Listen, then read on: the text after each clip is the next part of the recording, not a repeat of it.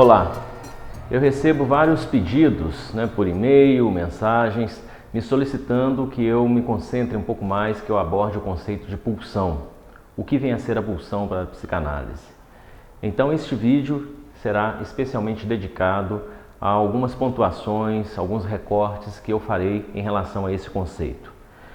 Esse conceito ele foi introduzido bem ao início da psicanálise por Freud. Por exemplo, nós podemos encontrar Freud em 1905, no momento dos 3 ensaios sobre a teoria da sexualidade. Nós podemos encontrar Freud exatamente nesse momento tentando tematizar, tentando apreender o conceito de pulsão que ele já vinha construindo alguns anos antes.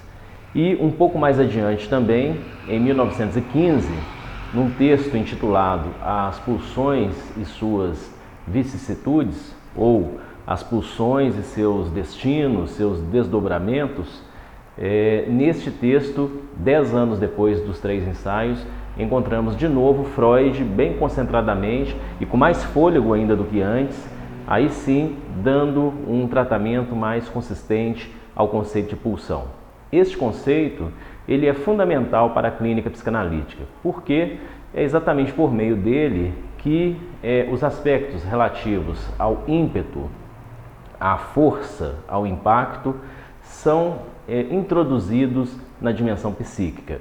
A pulsão é exatamente este conceito por meio do qual Freud vai pensar e vai problematizar exatamente a dimensão da força, do impacto, do ímpeto, de alguma coisa que recai sobre nós sob a forma de um impacto e ao mesmo tempo daquilo que em nós nos instiga, nos cutuca, nos leva a alguma direção, nos leva a alguma ação.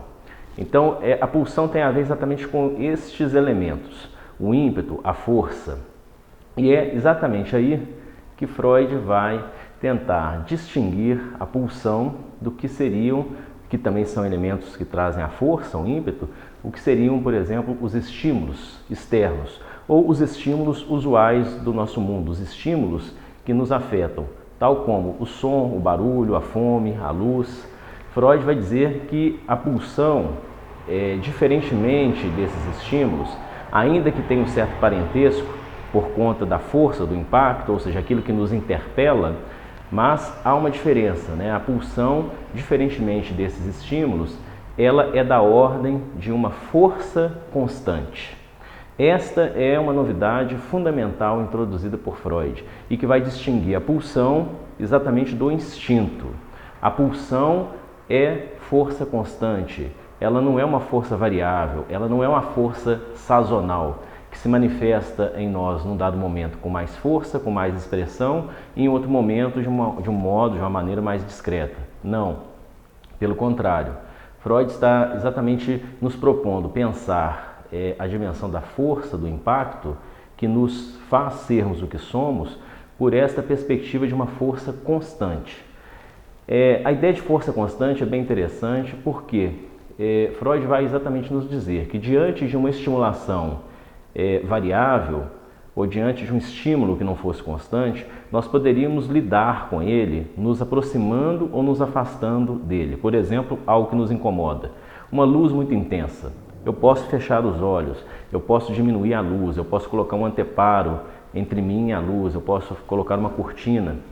Mas, no caso de eu estar habitado por uma força constante, é exatamente o tipo de resposta, o que cada um faz com esta força constante, que é algo extremamente complexo, posto em cena de uma maneira diferente em relação a um estímulo variável. Então, esta é a primeira paisagem muito interessante e clinicamente muito rica. Pensarmos, por exemplo, que os nossos pacientes, e isso orienta a escuta do analista, os nossos pacientes, eles estão habitados, eles estão tomados, nós todos estamos tomados, atravessados por algo que o tempo todo está nos instigando, invariavelmente. É isto que vai levar, por exemplo, Lacan a dizer, de uma maneira inclusive poética, que a pulsão não tem dia, não tem noite, não tem verão, não tem primavera. A pulsão é exatamente força constante. E esta é uma importante distinção entre ela e, por exemplo, o instinto. Pensemos o instinto sexual vigente entre os animais. É algo que se manifesta em alguns momentos da vida, alguns momentos, em algumas épocas, e depois isso se declina. Então tem um pico, né, tem um auge e tem um declínio.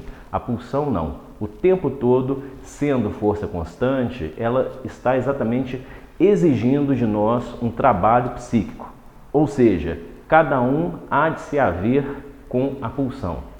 Por meio, por exemplo, dos sintomas, por meio da sexualidade. Então, cada um tem que se virar diante da pulsão. Esta é uma ideia freudiana de longo alcance. Pois bem, na medida em que a pulsão ela é algo que nos cutuca, é um pathos, é uma afecção que o tempo todo está conosco, então esta dimensão, esta indagação, né, como responder à pulsão, o que fazer diante da pulsão, é algo que também constantemente se apresenta em nossas vidas. É por aí exatamente que Freud vai pensar na relação bem interessante entre a pulsão, a falta, o objeto e, portanto, entre a pulsão e a sexualidade. É exatamente por meio da pulsão que Freud vai pensar, que ele vai propor de uma maneira bem original um conceito de sexualidade que é bem diferente e ao mesmo tempo vai muito além de uma sexualidade genital. A sexualidade para a psicanálise é exatamente a sexualidade pulsional, ou seja, esta sexualidade que tem a ver com algo que nos interpela constantemente, que tem a ver exatamente com algo em relação ao qual não há resposta fácil, em relação ao qual, por exemplo, a evasão, o sair de perto, é uma impossibilidade. Por quê? Porque a pulsão é da ordem de uma constância.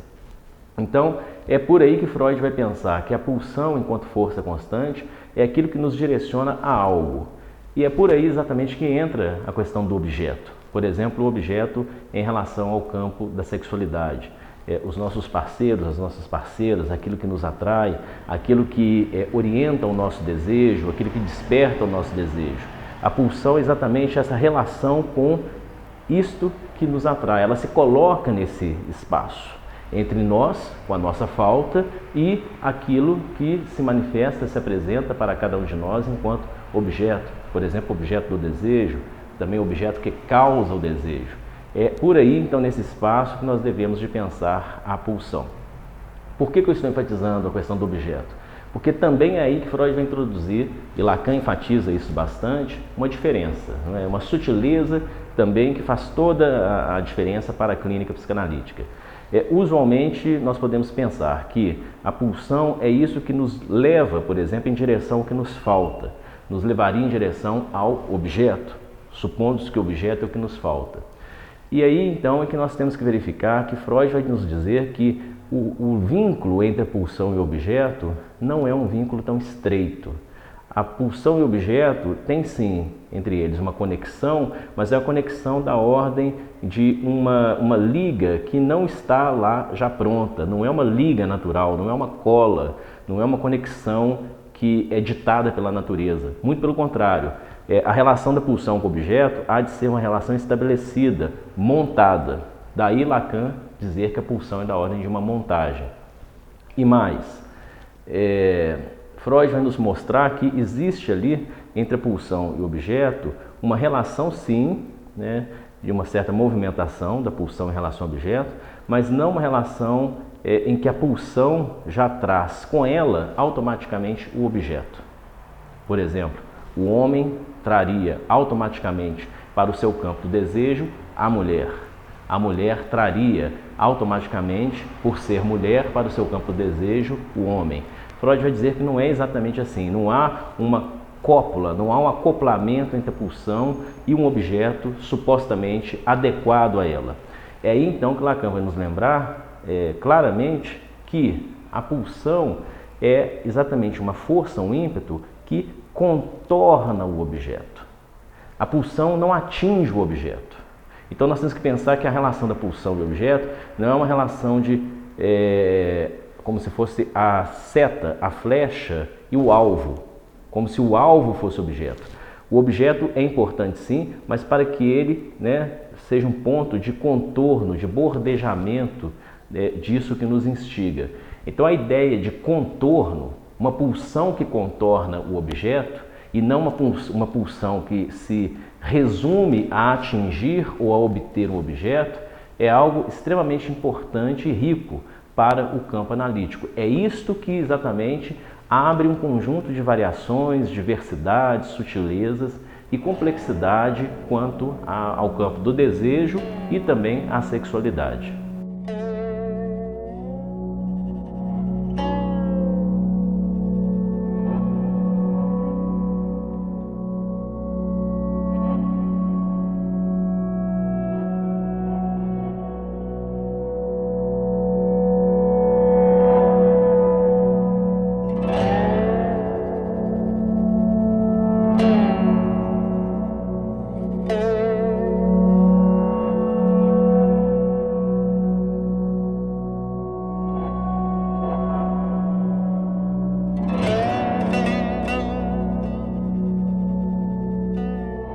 Bom, mas isso tudo que eu estou dizendo pode transparecer como muito sofisticado, extremamente teórico, até mesmo, dependendo um pouco, hermético, né? Como que, de fato, na prática, na clínica psicanalítica, essa questão se dá? Essa relação entre pulsão e objeto, a pulsão contornando o objeto. Primeiramente, uma situação constatável, né? Por exemplo, vamos pensar as relações amorosas. É muito comum que os pacientes, os sujeitos nos digam que os seus parceiros sempre estão ou um pouco perto demais ou um pouco longe demais do que eles gostariam que fosse. Ou seja, sempre tem um certo incômodo, uma inadequação, né, em relação ao amado ou à amada. Sempre tem alguma coisa ali que é da ordem de quase encaixou, mas ainda falta um pouquinho. Ou seja, tem ali uma brecha, tem ali uma fenda que indica já claramente que tem um certo descompasso entre o sujeito e o objeto e, portanto, esse descompasso se manifesta quanto à pulsão, quanto ao desejo, quanto à sexualidade. Eu me lembro aqui de uma situação bastante curiosa, de há muitos anos atrás, eu posso citar aqui porque ela é bastante emblemática, uma vinheta, um fragmento clínico, que é o seguinte: uma jovem me falando dos impasses que estavam instalados no seu relacionamento amoroso.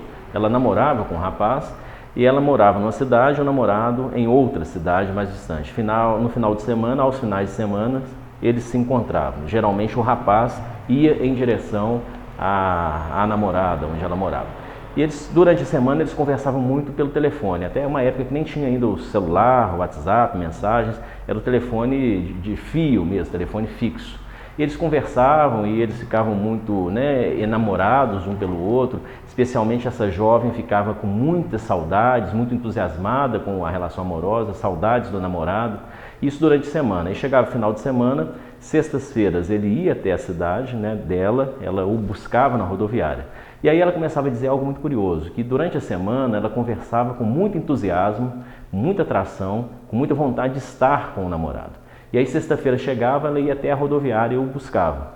E assim que ela se encontrava com ele, rapidamente ela começava a se sentir meio angustiada, incomodada, não sabendo muito bem o que era aquilo, mas ficava muito ansiosa para que chegasse o domingo. Porque exatamente o domingo é quando ela levaria ele de volta. Então isso era muito curioso, enquanto ela estava distante dele, ela tinha muita vontade de que ele estivesse perto. E quando ele estava perto, ela estava com muita vontade, ela tinha vontade de que ele se distanciasse. Ou seja, à distância eu sinto saudades. Quando eu estou próxima de você, eu desejo que você esteja longe de mim. Então, esse ora muito perto, ora muito longe, a meu ver, indica exatamente essa complexidade da relação do sujeito com o objeto, essa complexidade da pulsão e esse indicativo de que tem alguma coisa ali na nossa relação com o objeto, com, né, o campo amoroso, que é muito mais da ordem de um contorno do que algo que está de fato em nossas mãos e, uma vez estando em nossas mãos, é facilmente apreensível, né, capturável. Não é bem assim.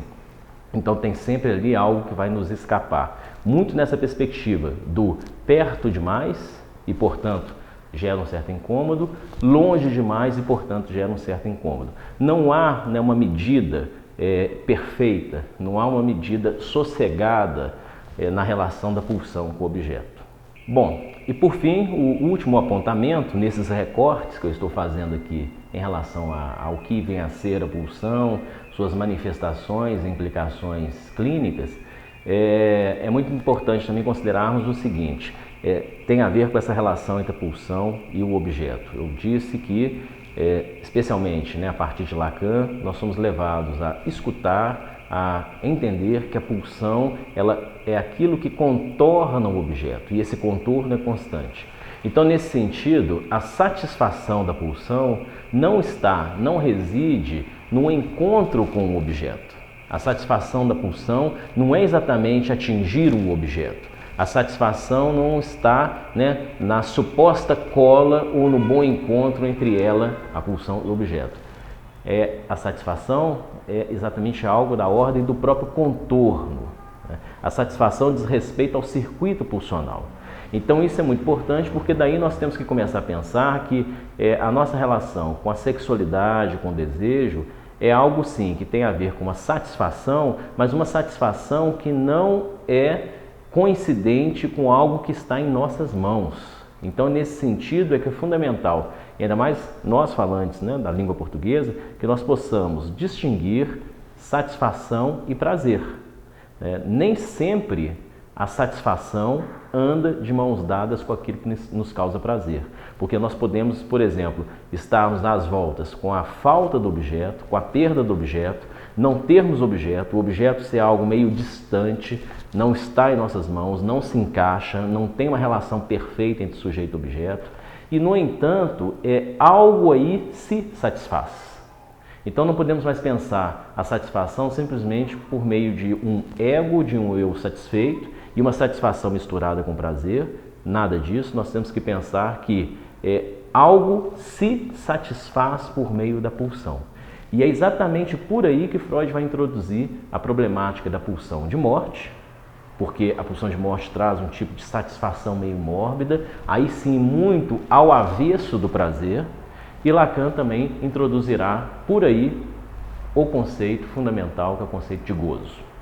Em um próximo vídeo irei desenvolver um pouco mais exatamente essa dimensão, que tem a ver com a pulsão não atrelada intimamente ao objeto, contornando o objeto, e uma satisfação que os pacientes o tempo todo nos falam, mesmo quando eles estão paradoxalmente insatisfeitos. Eles não obtêm prazer, mas obtêm satisfação.